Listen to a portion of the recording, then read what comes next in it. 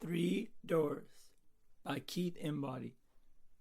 It was 1912. There were 3 doors. Standing there, I thought, which door? So I stood there for years, undecided. Then someone walked up behind me and said, "Dude, pick one." I said, "I want to make sure I choose the right one." He said, "Whatever, man," and rushed without thinking through door 1. Instantly, he burst into flames, and the door with him disappeared. I stood there, doors 2 and 3 before me. I didn't know what was waiting on the other side, but I wanted to make sure I made the right choice.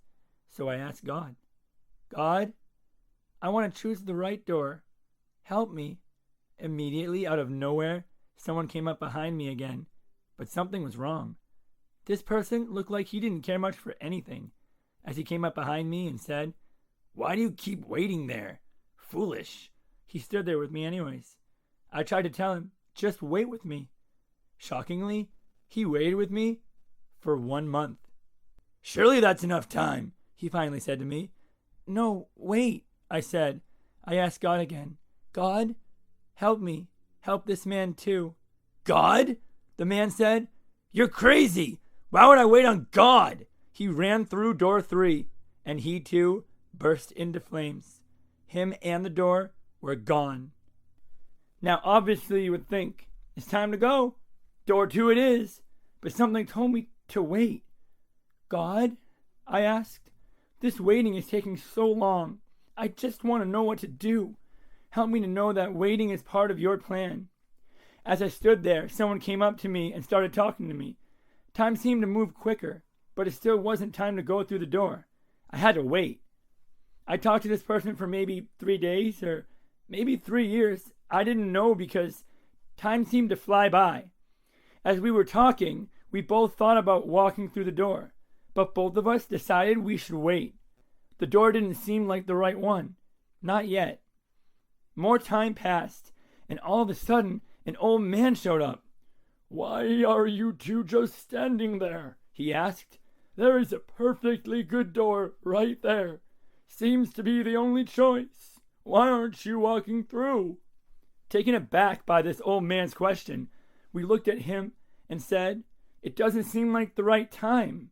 "But what if that's it? What if that is the only choice? Go now, before it's too late."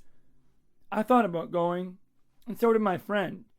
Maybe one of us could go and check it out, just to see what would happen, but neither of us wanted to chance it. The old man shook his head and walked away. As more time passed, someone else showed up and said to me, "Hey, this door is the door. Come on. You've been praying. I know it. Come on, follow me." They tried to take my hand and run through the door. I pulled back. I didn't want to go without my friend, the one I had talked to for 3 days, or 3 years, or maybe 10 years. At this point, I knew, however, that door number 2 was not for me. My friend looked at me as if they thought I was thinking about going through the door without them. The other person that tried to get me to go through the door said again, "Let's go! This door is the one!" "No," I said, "it's not." "God, help me," I thought. All of a sudden, door 2 opened up and swallowed this new person, the person that was trying to pull me through door number 2. So there we were, me and my friend, standing there. No more choices, no more doors. It seemed every choice was the wrong one. Now what? My friend and I started talking about everything that happened. All the doors, the people along the way, and the time that had passed. We heard a noise. Looking around everywhere for any sign of anything, we saw nothing. My friend finally saw something after a minute. "Look!" I couldn't believe my eyes. Out of nowhere, to the right of where door 3 was another door. Door 4. That wasn't there before, was it? God, was this door here all along? The ground shook and seemed to start to fall apart. I looked at my friend. At the exact same time, we knew it was time. Before the ground was gone all around us, my friend took my hand and said, "Run." We ran as fast as we could through door 4. Was it there before? Was it not ready? Was it hiding? Was it being built from the inside out? Where was this door when I needed it? I asked God these questions as we went running through the fourth door. Light, bright white light, seemed to engulf our eyesight for what seemed to be 10 seconds. But who knows what time does these days? Just before we exited the other side of the door, I just knew everything was okay. I had never felt this way before. It took a while, but no time. I felt as if God said, sometimes I say yes, sometimes no. Sometimes I say, wait. As we finally exited the door, we looked around. We saw many people from different time periods. Some were young, some were old. Some had many friends, some had no friends. But everyone seemed to know each other. My friend and I also felt like we knew these people too. It was strange, but also somehow right. Everything seemed perfect. It seemed that way. I looked around and said, God, is this what we were waiting for? A door appeared. I was confused. My friend was confused. The door opened. I wasn't sure what to do. My friend looked at me and shouted, "That's it!" I was so confused. How could this door be it? Weren't we already in this good place, whatever it was? My friend, without hesitating, went running through the door by themselves, leaving me there, alone. I sat down and yelled to the sky, God, why would you do this? I thought I knew what was going on. I thought this was right. I sat there in silence for what felt like years. Or maybe it was 5 minutes. Time was not kind. Waiting, still, I got up after a while and decided to try to talk to someone. Everyone ignored me. Everyone.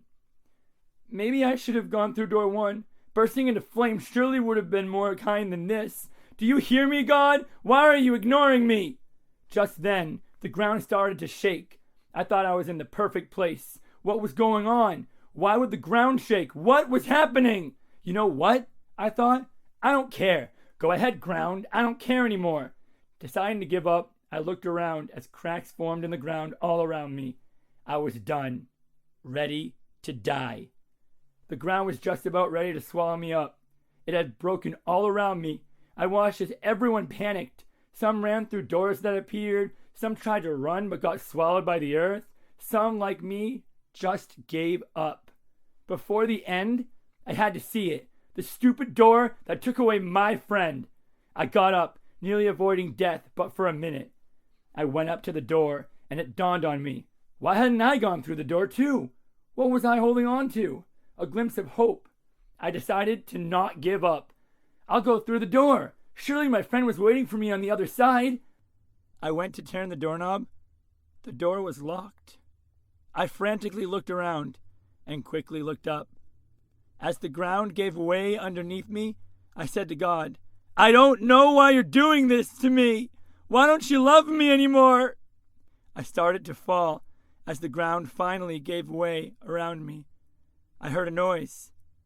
The doorknob had made a noise. I tried turning it one last time before the end.